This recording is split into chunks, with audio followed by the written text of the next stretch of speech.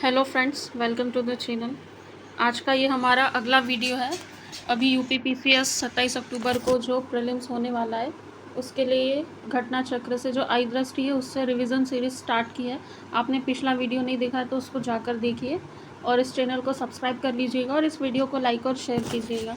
आप थोड़ा अंत तक बने रहिएगा, सारी चीज़ें आपको इसी में क्लियर हो जाएगी, इसी में याद हो जाएगी। क्वेश्चन कहाँ से बनने हैं, कैसे बन सकते हैं, कैसे एलिमिनेट करना है, वो सारी चीज़ों की हम इसमें चर्चा करेंगे। बिना टाइम वेस्ट के हम इसको स्टार्ट करते हैं। देखिए, एक नमो ड्रोन दीदी योजना स्टार्ट हुई है, ठीक है।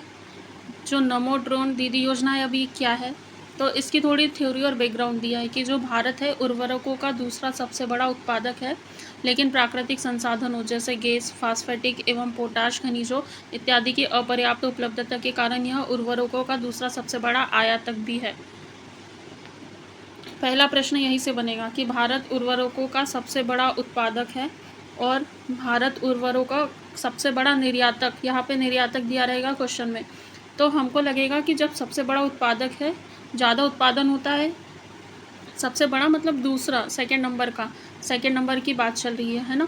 हमको लगेगा ठीक है, सेकंड नंबर का सबसे बड़ा उत्पादक है तो एक्स्ट्रा हमारे पास रहता होगा तो हम उसका निर्यात कर देते होंगे, हम इस तरह वहाँ सोच लेंगे। लेकिन ऐसा सोचेंगे तो फंस जाएंगे, क्योंकि दूसरा सबसे बड़ा उत्पादक है उसके साथ ही दूसरा सबसे बड़ा आयातक भी है। मतलब इतना उत्पादन करने के बावजूद हमारी आवश्यकताओं की पूर्ति नहीं हो पा रही है तो हमें आयात करवाना पड़ता है।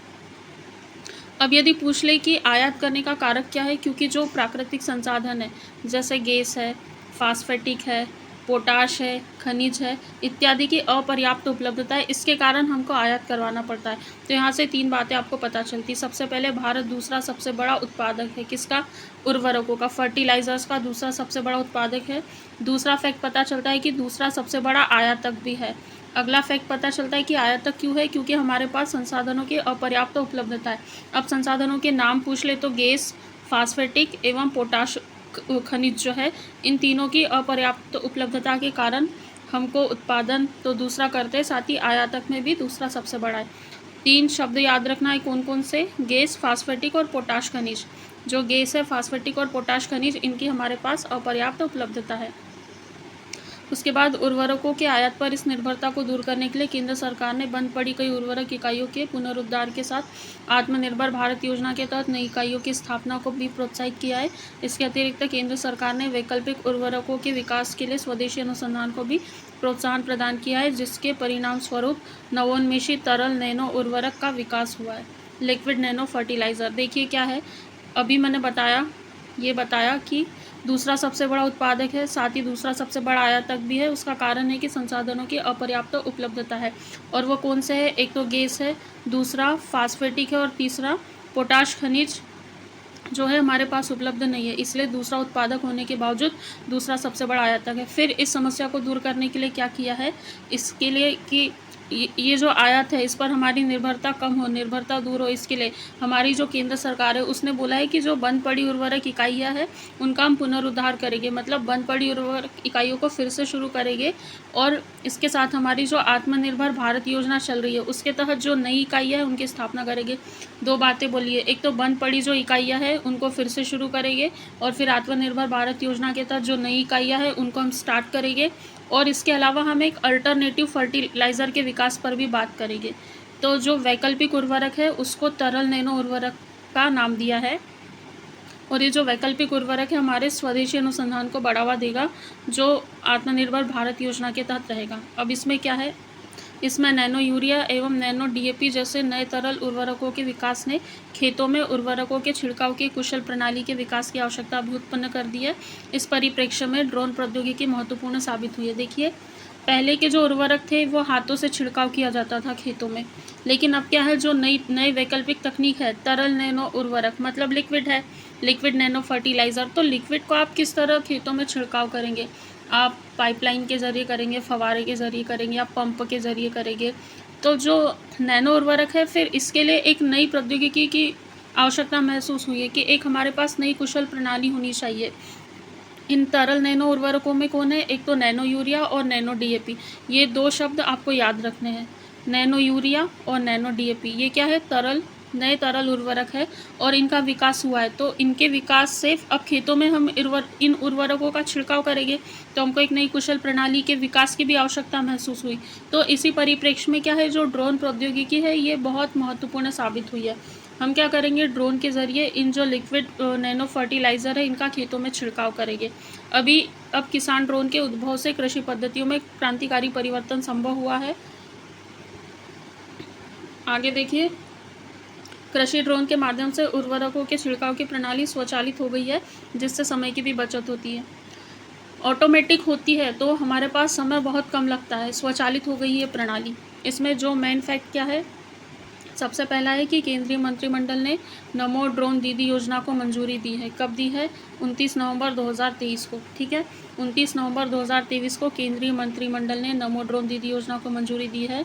और इस परिप्रेक्ष्य में ही 29 नवंबर को केंद्रीय मंत्रिमंडल ने मंजूरी दी है और अगले दिन ही 30 नवंबर 2023 को प्रधानमंत्री नरेंद्र मोदी जी ने प्रधानमंत्री महिला ड्रोन किसान केंद्र का शुभारंभ किया है। यहाँ से 2-3 प्रश्न बनते। सबसे पहला तो भारत उर्वरकों का सबसे बड़ा उत्पादक कौन से क्रम का है? दूसरा सबसे बड़ा उत्पादक है। फिर आयातक में कौन से क्रम का है? तो भारत जो है उर्वरकों का दूसरे सबसे बड़ा आयातक है। क्यों आयात करता है? क्योंकि अनुपलब्ध संसाधन है, जैसे गैस है, पोटाश है, पोटाश खनिज और जो फास्फेटिक है वो हमारे पास अनुपलब्ध है, इसलिए आयात हमको करना पड़ता है। फिर हमने तरल नैनो तरल नैनो जो फर्टिलाइज़र है उनकी बात की है, तो उसके लिए एक नैनो यूरिया और नैनो डीएपी है, ये 2 चीज़ें हैं। फिर इसके लिए हमको ड्रोन की आवश्यकता महसूस हुई, क्योंकि ये ड्रोन स्वचालित होते हैं, समय की बचत होती है, तो ये नई प्रौद्योगिकी हमारे सामने उभर कर आई है। फिर इसी परिप्रेक्ष्य में क्या हुआ कि हमारा जो केंद्रीय मंत्रिमंडल है उसने 29 नवंबर 2023 को नमो ड्रोन दीदी योजना शुरुआत की।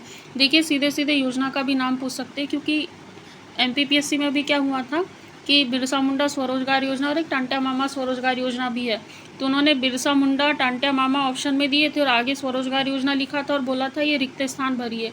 तो इस तरह अब हमको इससे ये समझ में आता है कि जो भी योजना है हमको पूरा योजना का नाम याद होना चाहिए कि क्या शब्द है और किस व्यक्ति के नाम पर है। तो नमो ड्रोन दीदी योजना है। तो 29 नवंबर 2023 को केंद्रीय मंत्रिमंडल ने इसको मंजूरी दी और इसके एक दिन अगले दिन 30 नवंबर को हमारे जो प्रधानमंत्री नरेंद्र मोदी जी वो क्या करेंगे, प्रधानमंत्री महिला किसान ड्रोन केंद्र का शुभारंभ करेंगे। अब यहाँ दे देगा नमो दीदी महिला किसान ड्रोन सेंटर, तो वो गलत हो जाएगा। प्रधानमंत्री महिला किसान ड्रोन केंद्र का इन्होंने शुभारंभ किया है। ये कैसी योजना है? केंद्रीय क्षेत्र की योजना है और इस योजना के लिए 24-25 से 25-26 की अवधि के लिए वित्तीय परिव्यय 1261 करोड़ रुपए निर्धारित किया है। इसको बहुत अच्छे से याद रखना, ये जो धनराशि है बहुत ही महत्वपूर्ण है।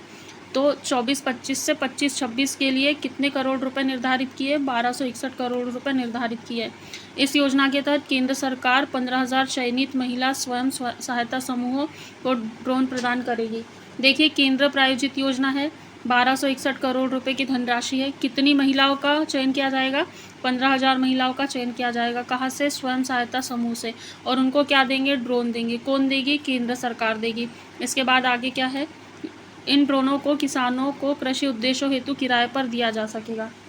अब ये जो भी ड्रोन है उनको हम किसान को उनके कृषि उद्देश्य के लिए, आपको उर्वरकों का छिड़काव करना है, इसके लिए किराए पर भी दे सकते हैं। देखिए, यहाँ रेंट की भी बात चल रही है, तो ये बिंदु भी ध्यान रखना है। यहाँ से स्टेटमेंट में प्रश्न ऐसे बन सकता है कि जो नमो ड्रोन दीदी योजना है ये केंद्र प्रायोजित योजना है, तो सही हो जाएगा।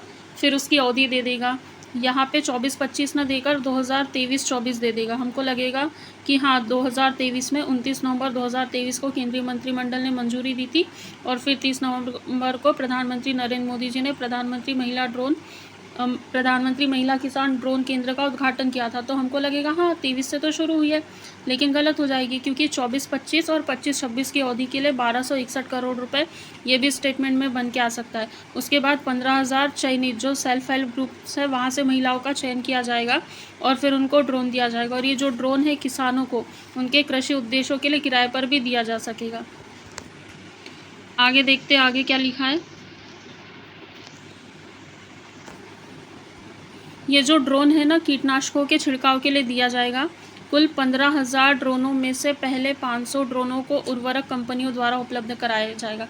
अभी मैंने बताया कि 15,000 ड्रोन देंगे, है ना, 15,000 ड्रोन देंगे, तो उसमें से जो 500 ड्रोन है, पहले के 500 है ये जो उर्वरक कंपनियां है वो प्रोवाइड कराएगी। और फिर जो बचे 14,500 ड्रोन है अगले 2 वर्षों में केंद्रीय सहायता के माध्यम से उपलब्ध कराए जाएंगे।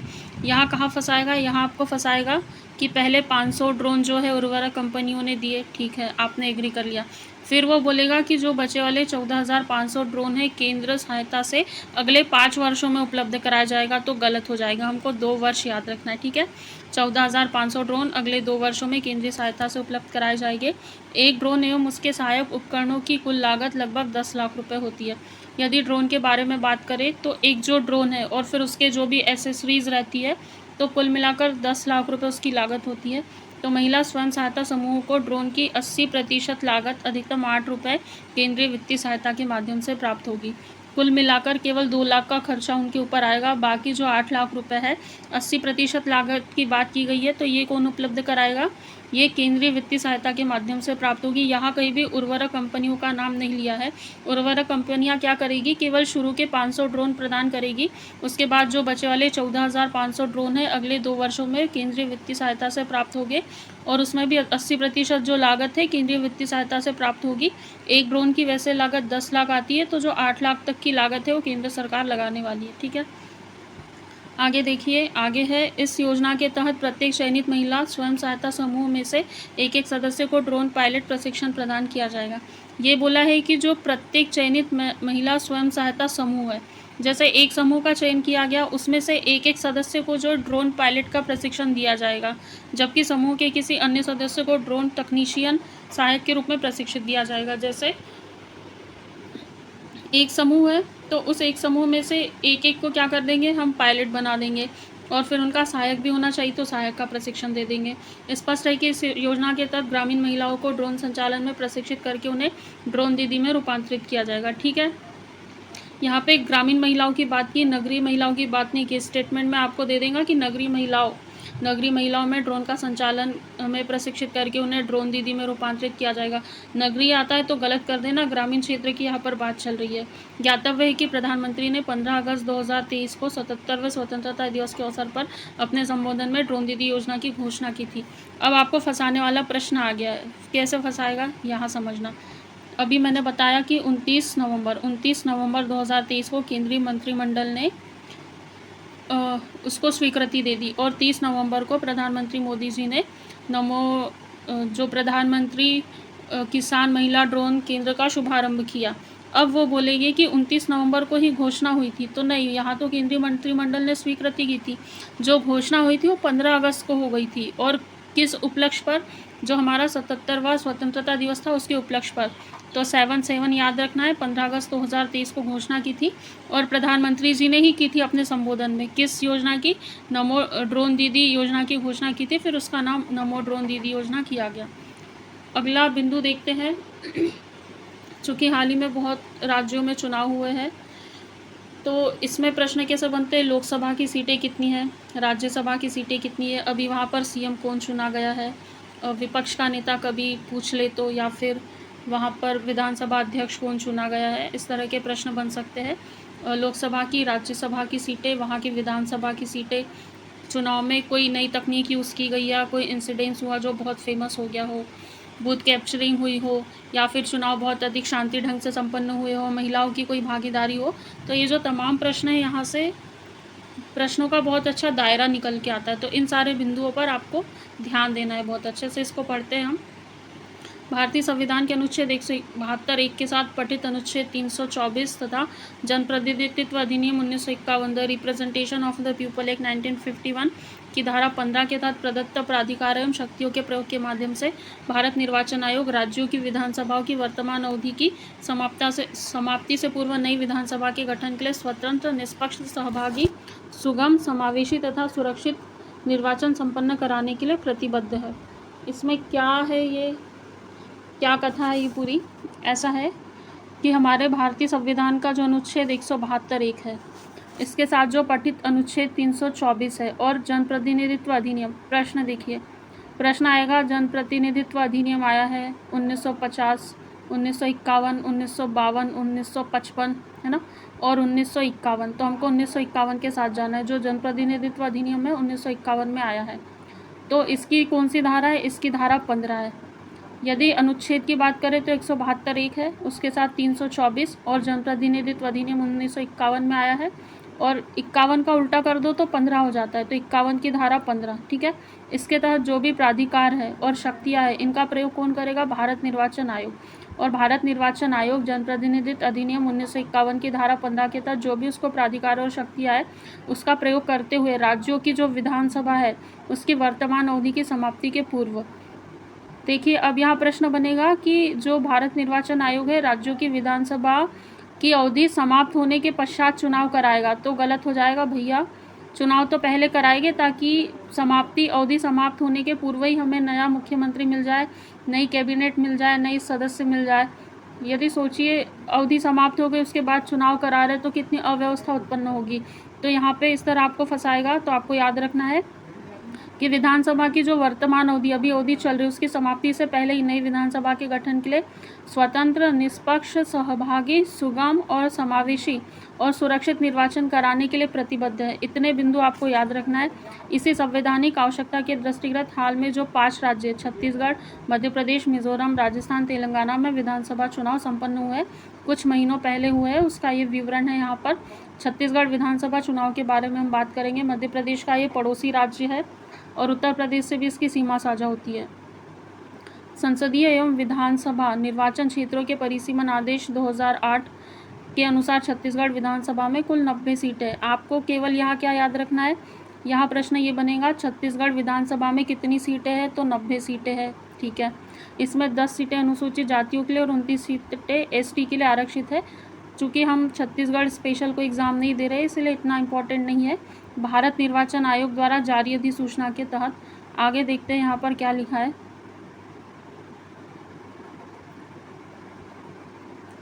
देखिए 2 चरणों में चुनाव होंगे, उससे भी कुछ खास मतलब हमको है नहीं। जो मुख्य बिंदु है जहाँ से परीक्षा में प्रश्न आएंगे उन पर आप फोकस कीजिएगा।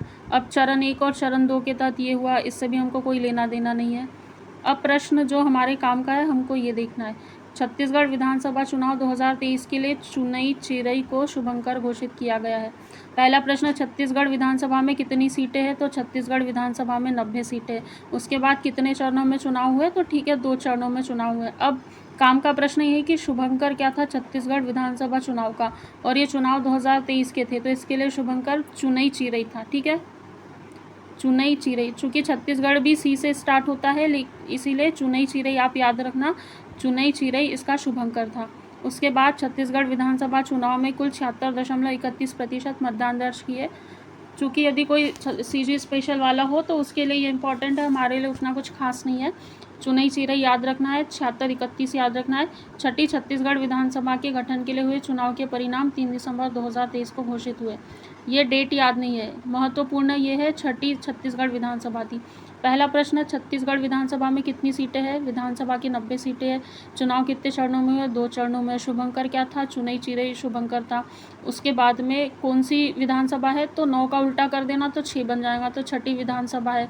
उसके बाद कितने प्रतिशत वहाँ पे मतदान हुआ, तो 6 के पहले 7 जोड़ देना तो 76.31% मतदान हुआ है। फिर आगे देखिए, जो सत्तारूढ़ भारतीय राष्ट्रीय कांग्रेस है उसको पराजित कर भारतीय जनता पार्टी ने इस राज्य में बहुमत हासिल किया, मतलब बीजेपी की यहाँ जीत हुई थी। तो क्या पहले से बीजेपी सत्ता में थी? नहीं, पहले कांग्रेस, इंडियन नेशनल कांग्रेस सत्ता में थी, तो उसको हराकर जो बीजेपी है उसने यहाँ पर बहुमत हासिल किया है, ठीक है। 2023 के चुनाव में छत्तीसगढ़ विधानसभा में कुल 19 महिलाएं निर्वाचित घोषित की गई है। रिवाइज करा देती हूँ, ध्यान से देखना।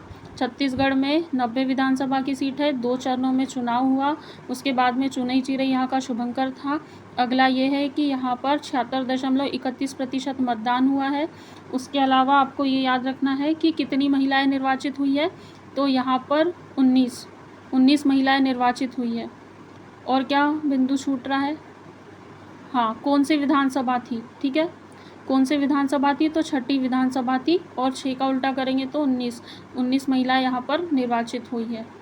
महिला विधायकों की संख्या छत्तीसगढ़ विधानसभा के गठन के बाद सर्वाधिक है। वर्ष 2000 में जब मध्य प्रदेश से छत्तीसगढ़ अलग हुआ था उसके बाद ये जो छठी विधानसभा है, तो पहली बार महिला विधायकों की संख्या जो 19 है उसके इतिहास में गठन के बाद सबसे ज़्यादा है। छठी विधानसभा है, 19 महिलाएं निर्वाचित हुई है, 90 विधानसभा की सीट है। यहाँ पर 76.31% मतदान यहाँ पर घोषित हुआ है। इतने बिंदु आपको याद रखना है। उसके बाद में 13 दिसंबर 23 को रायपुर स्थित साइंस कॉलेज मैदान में आयोजित समारोह में विष्णुदेव साय ने छत्तीसगढ़ के नई मुख्यमंत्री के रूप में शपथ ली है। सारी पूरी स्टोरी पढ़ ली है, लेकिन याद क्या रखना है, छत्तीसगढ़ के नए मुख्यमंत्री कौन बने? विष्णुदेव साय। ठीक, व्यक्ति के रूप में चौथे मुख्यमंत्री है और पहले आदिवासी मुख्यमंत्री, इसलिए इम्पोर्टेंट हो जाता है। और इनका विधानसभा चुनाव कौन था? कुनकुरी विधानसभा क्षेत्र से विधायक के रूप में निर्वाचित हुए हैं। छत्तीसगढ़ विधानसभा के बारे में 90 विधानसभा की सीट है, 2 चरणों में चुनाव हुआ था। चुनई चिरई यहाँ का शुभंकर था। 6वीं विधानसभा है, 19 यहाँ पर महिलाएं निर्वाचित हुई है। 76.31% यहाँ पर मतदान हुआ है। विष्णुदेव साय जो है यहाँ पर मुख्यमंत्री निर्वाचित हुए हैं।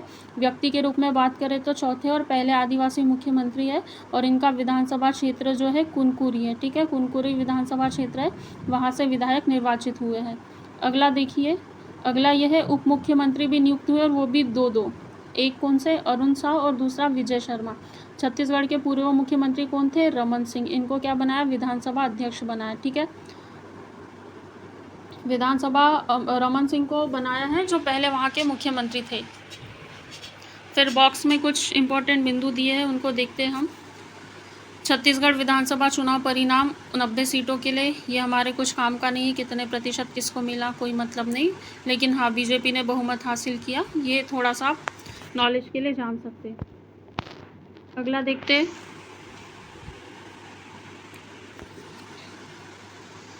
मध्य प्रदेश विधानसभा चुनाव के बारे में।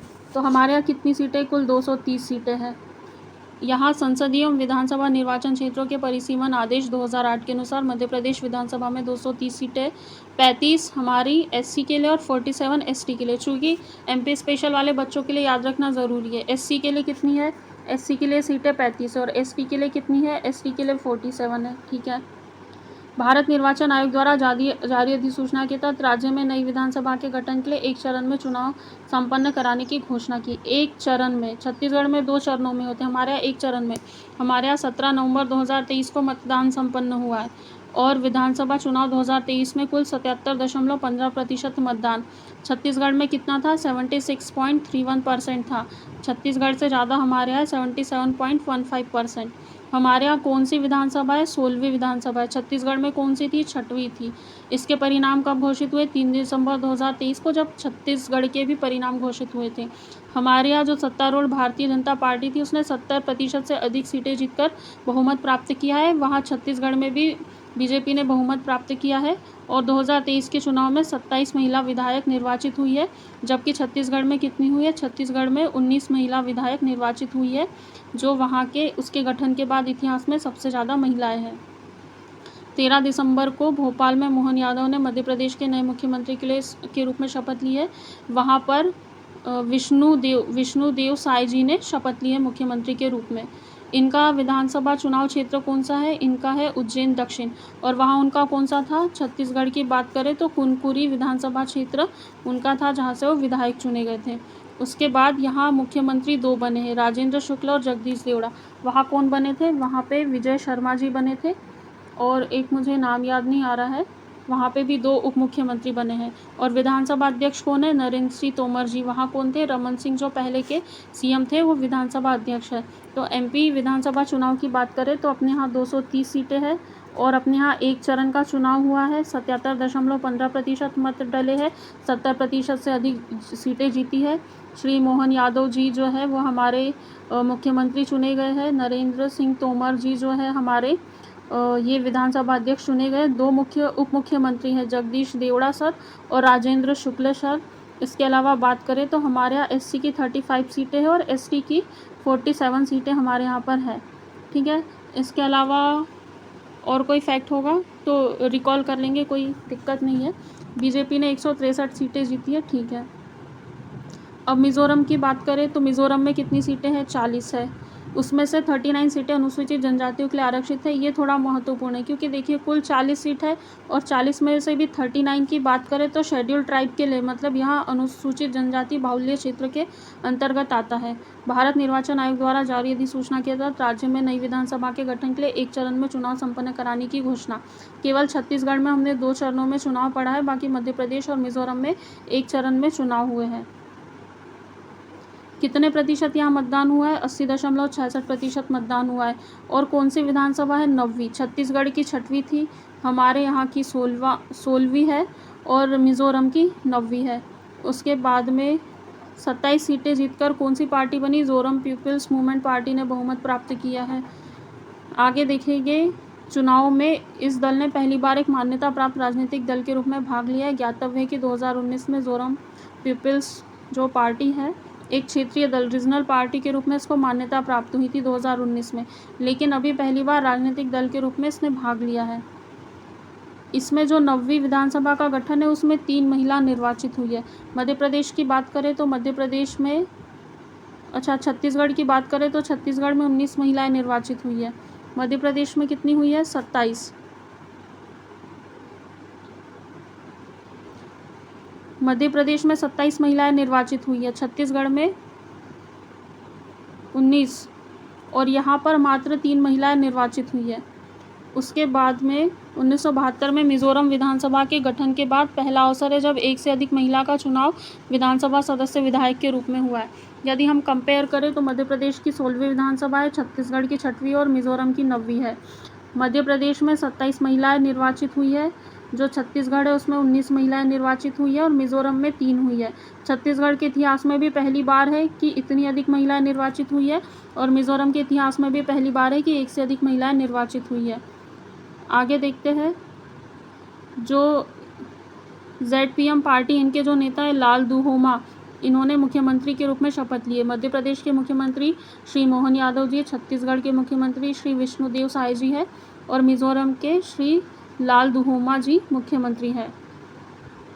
पिछले 40 वर्षों में पहला अवसर है जब मिज़ो नेशनल फ्रंट और भारतीय राष्ट्रीय कांग्रेस के अतिरिक्त किसी अन्य पार्टी के नेता ने मिज़ोरम के मुख्यमंत्री के रूप में शपथ ली है। जो भारतीय राष्ट्रीय कांग्रेस के अतिरिक्त और मिज़ो नेशनल फ्रंट के अतिरिक्त किसी अन्य पार्टी के नेता ने मिज़ोरम के मुख्यमंत्री के रूप में शपथ ली, इसलिए महत्वपूर्ण हो जाते हैं।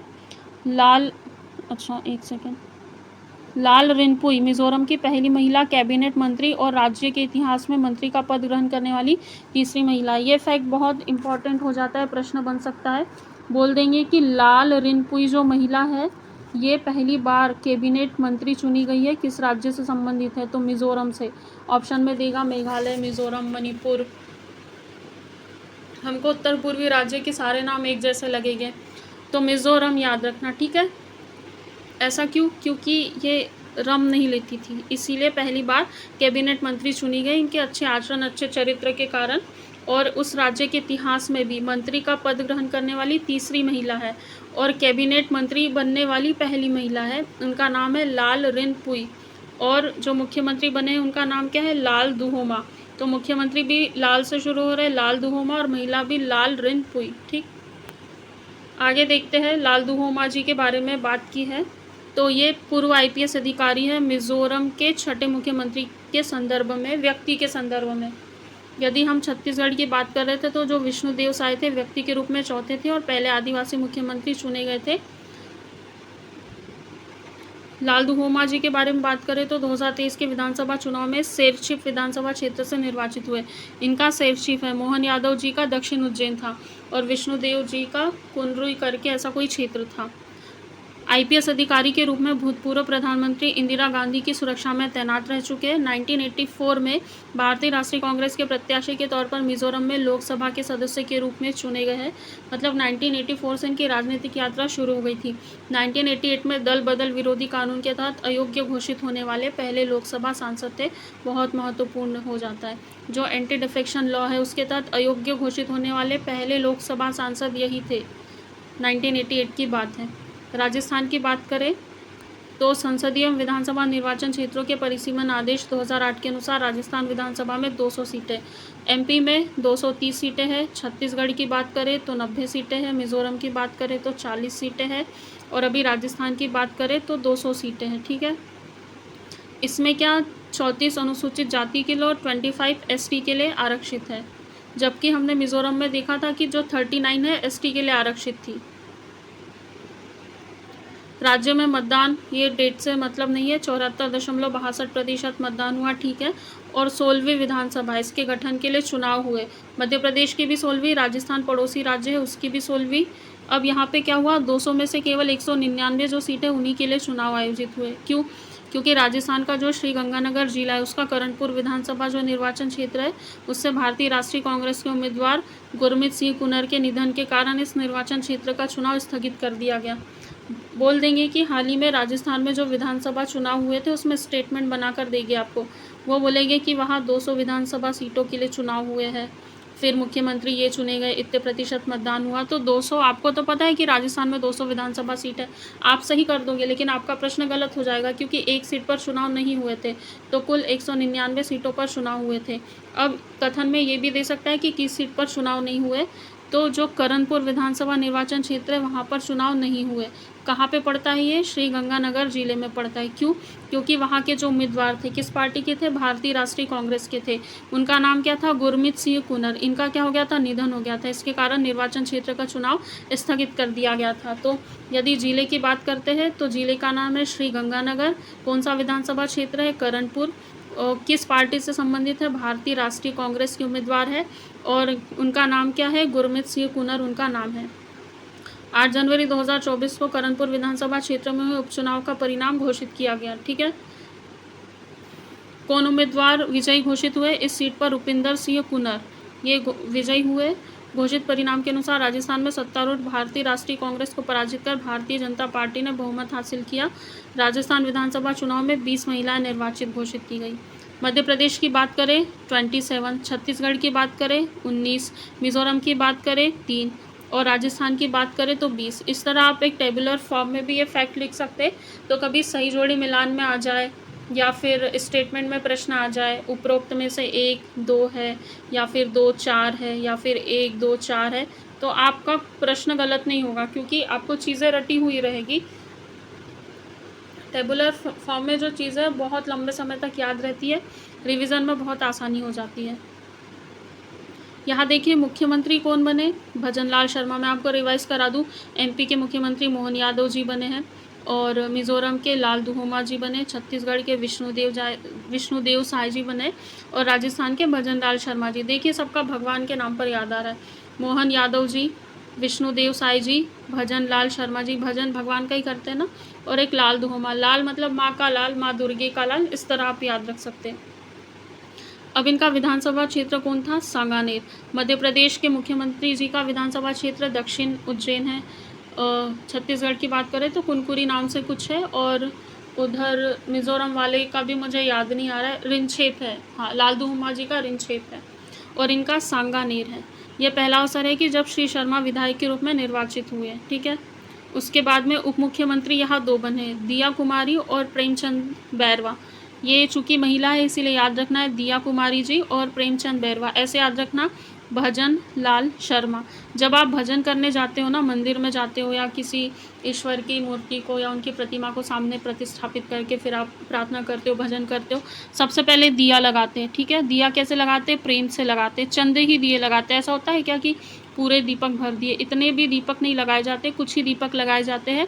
तो दिया कुमारी प्रेमचंद बैरवा बहुत ही प्रेम से ईश्वर के सामने बैठकर अपनी उपासना करते हैं। उसके बाद में विधानसभा का अध्यक्ष किसे? वासुदेव देवनानी को। जो हमारी नानी है ना, वो हमारी अध्यक्ष ही रहती है, जो क्या करना है क्या नहीं करना है, किसको डांटना है, किसको कहाँ भिड़ाना है।